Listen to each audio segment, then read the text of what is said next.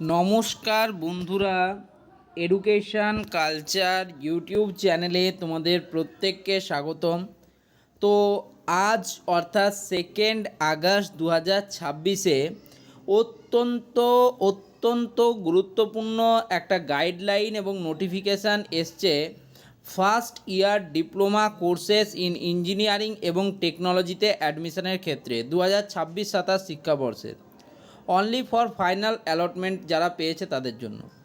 তো অনেক বড় একটা নোটিশ, আমরা একদম নোটিশের গুরুত্বপূর্ণ কিছু পয়েন্ট নিয়ে আলোচনা করব। ঠিক আছে, এখানে অনেক কিছু লেখা আছে যেগুলোর কিন্তু মানে প্রত্যেকটা জিনিস হয়তো তোমার জানা দরকার নেই, কিন্তু কিছু জিনিস অবশ্যই জানার দরকার আছে। যেমন ফার্স্ট পয়েন্টটা ইম্পর্টেন্ট বলে লিখেছে, দেখো, the marks of qualifying examination along with other details were submitted by the candidates during their application through the online portal of the council have been considered for preparation of the aforesaid merit list.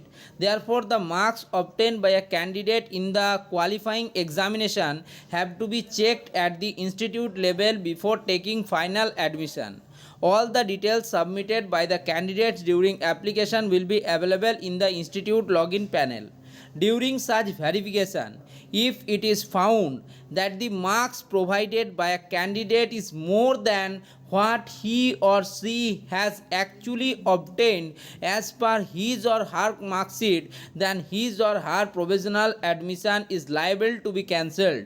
But if the marks provided by him or her is less than what he or she has actually obtained as per his or her mark sheet, his or her admission may be allowed.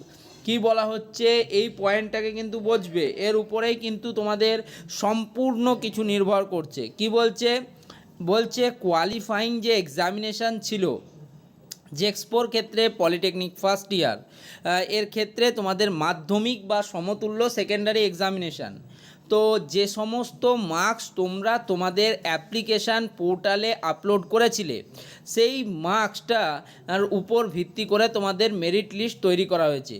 অর্থাৎ ওর উপর ভিত্তি করে তোমাকে কিন্তু final admission দেওয়া হবে।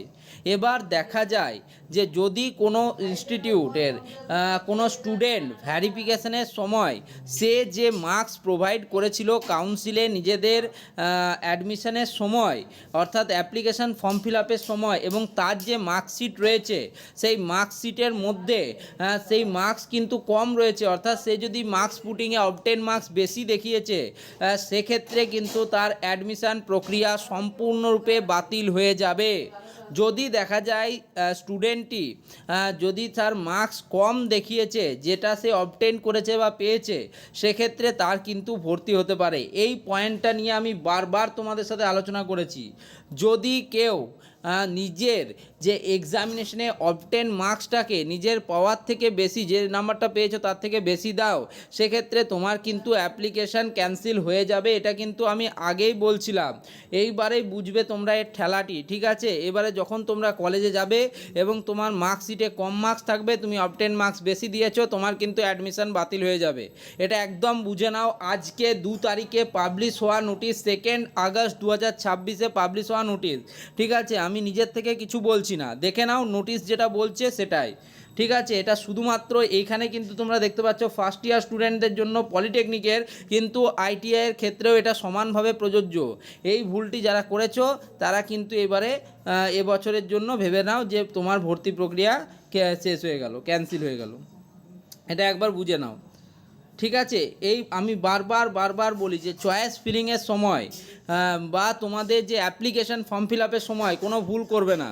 এখানে যারা আমার সাবস্ক্রাইবার বন্ধুরা আছো, তারা কিন্তু যারা অ্যাপ্লিকেশান ফর্ম ফিল আপের আগে থেকে আমার চ্যানেলের সাথে যুক্ত আছো, যদিও সেই সংখ্যাটা যথেষ্ট কম, সেক্ষেত্রে কিন্তু তারা ঠিকঠাক form fill up application form fill up করেছে। আমি নিজে দেখিয়ে দিয়েছিলাম অ্যাপ্লিকেশান ফর্ম ফিল আপের পদ্ধতি, পরে যদিও আমি সেই ভিডিওটা ডিলিট করে দিয়েছিলাম, কিন্তু অ্যাপ্লিকেশান ফর্ম ফিল আপ আমি স্টুডেন্টদের পুরোপুরি দেখিয়ে দিয়েছিলাম।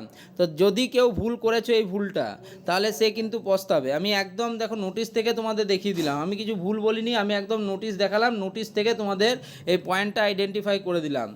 ঠিক আছে, দেখে নাও, আরেকবার দেখে নাও, ভালো করে দেখে নাও, পুরো পড়ে নাও, নিজের থেকে স্ক্রিনে রয়েছে, পড়ে নাও। ঠিক আছে, এই ভুলটি করেছো যারা, তারা কিন্তু একবারে বেরিয়ে গেলে। ধন্যবাদ।